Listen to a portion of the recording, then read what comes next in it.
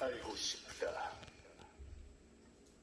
사형제도에 대한 찬반 의견은 지금도 뜨겁게 진행되고 있으나 한국은 1997년 12월 이후 현재까지 약 20년 가까이 사형 집행이 이루어지지 않고 있어 국제사면위원회로부터 실질적 사형 폐지국으로 지정되었다. 세계적인 추세를 보더라도 통계에 잡힌 사형 건수는 2016년 1032건, 2015년 1634건으로 37% 줄어 사형 집행 건수는 세계적으로 감소하고 있다고 볼 수 있다. 그렇다면 중국은 어떨까? 중국은 이란, 사우디아라비아, 이라크, 파키스탄과 함께 세계 탑5 사형 집행국으로 유명하다. 정확한 통계는 공개하고 있지 않지만 1년에 적게는 수천 명에서 많게는 만여 명까지 사형이 집행된다고 하는 설도 있으나 확실한 정보라고는 보기는 힘들다. 하지만 확실한 것은 살인 및 마약 관련 범죄 혹은 아동에 대한 범죄는 거의 사형이라고 볼 수 있으며, 이는 중국 스스로 아편전쟁을 겪은 아픈 과거를 교훈삼아 특히나 마약 관련 범죄는 내 외국인을 가리지 않고 무겁게 다스린다고 알려져 있다. 그럼 실제로 중국에서 사형까지 당한 한국인이 있을까? 결론부터 얘기하자면 있다. 그것도 6명. 2001년 9월 마약사범 신모씨 사형, 2004년 5월 조선족 자매를 살해한 S모씨 사형,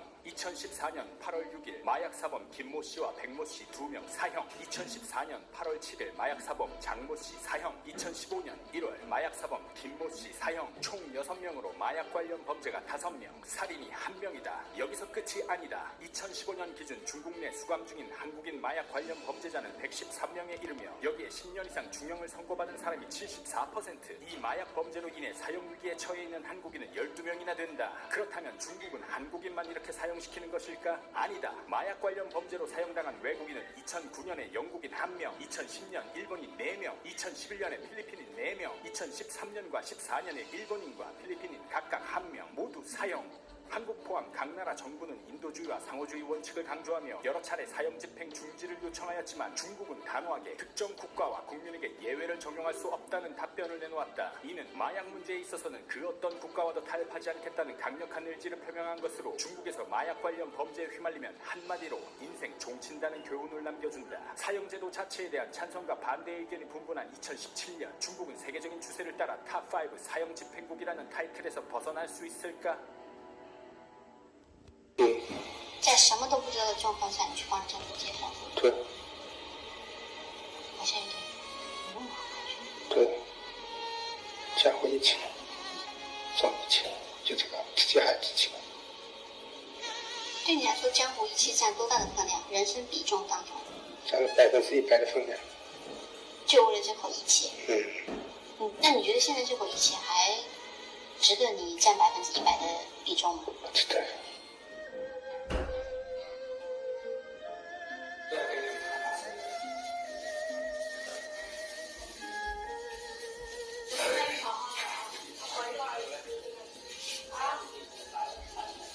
시체는 어떻게 처리될까요? 중국에서는 사형수가 사형을 당하면 시체는 국가가 처리한다는 사실을 모르는 사람이 많다고 합니다. 그렇다면 이들이 모두 죽었는데 왜 시신을 가족들에게 돌려주지 못하는지 궁금해지는데요.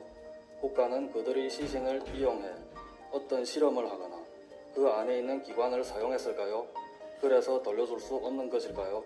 사실은 그렇지 않다고 합니다. 사형수들이 사형당하기 전까지는 가족들을 만날 시간이 있고 국가가 혼자만의 시간을 주기도 하고 인생 마지막 날을 즐기게 해주기도 하는 등 과하지 않은 요구는 웬만하면 만족시켜준다고 합니다. 사형수들이 총살된 뒤 시체가 불완전하고 피범벅으로 돼 있기에 가족들에게는 시체를 보여주지 않는다고 합니다.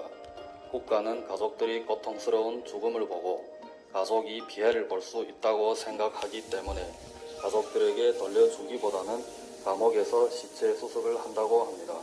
수습된 시체는 화장을 하여 가족들에게 돌려주고 가족이 없거나 가족이 수령하지 않는 경우는 집행법원에서 법에 따라 처리한다고 합니다.